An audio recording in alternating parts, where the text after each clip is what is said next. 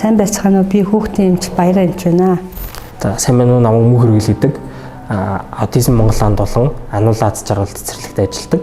Сайн байцгаана уу? Намайг Отхон жаргал гэдэг. Аутизмтай хүүгийн ээж. Хүү маань одоо энгийн сургуулийн 5 дахь ангид сурдаг. 10 настай. Сүүлийн үед бидний анхаарлыг татаж сэтгэл зовоохныг асуудал нь аутизмын асуудал байгаа. Тэгэхээр ерөнхийдөө дэлхийн хүн амын 1% нь аутизмтай байна гэж үздэг.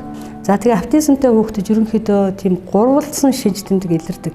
Нэгдүгээрт нь нийгэмтэйгээ харьцах харьцаа муу, бусдтайгаа харьцах харьцаанд алдаа үүсдэг, хэл ярианы хувьд асуудалтай болдог, давтагдмал хөдөлгөөн хийх, өөрөөр хэлбэл нэг үгээр давтан хэлэх, эсвэл нэг зүйлийн хөдөлгөөнийг байнга давтаж хийх. Жишээлбэл хүүхдүүд байнгын гараа сэгсчиж гүйх юм уу, эсвэл үлми дөрөг гүйгээд идэх ч юм уу, энийг бол давтагдмал хөдөлгөөн гэж байгаа. Аутизмын өрөөний эмгэг гэдэг маань одоо Монгол Улсын хувьд сүүлийн 10 жилийн хугацаанд л хэрэгжиж байгаа шинэ ойлголт байгаа.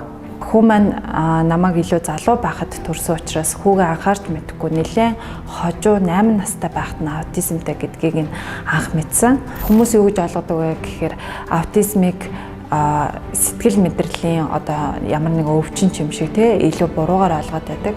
Ерөөсөө тийм зүйл байхгүй. Аутизм гэдэг бол жижигхэн харилцааны эмгэг байдаг.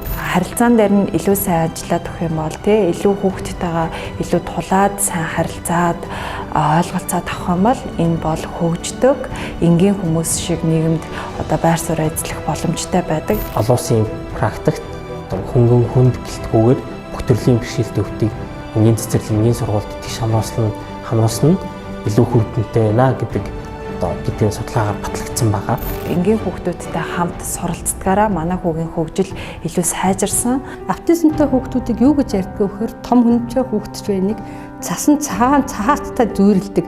Одоо дэлхий дээр янз бүрийн юмнуудыг муу санаа байхгүй, янз бүрийн юмнуудыг тогтоож чаддгүй. Тэгэл нэг л тогтсон юм руугаа тэмүүлдэг ийм хандлагатай.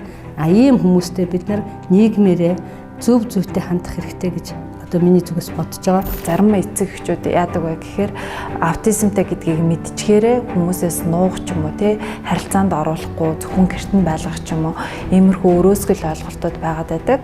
Харин энэ аутизм гэдэг бол зөвхөн харилцааны эмгэг учраас илүү олон хүмүүс дунд оруулаад илүү харилцаатай хүмүүсийн дунд оруулаарай гэж зөвлөмөр байдаг. Аутизм гэдэг нь ямар нэг төрлийн тийм хөгжлийн бэрхшээл гэдэг талаас нь харахгүйгээр энэ нэг энгийн хүүхдүүдээсээ арай өөр онцлогтой хүүхд юм байна. Энэ онцлогтой хүүхдэд энэ онцлогт нь тааруулж, онцлогийг нь ашиглаж хичээлийг нь заая.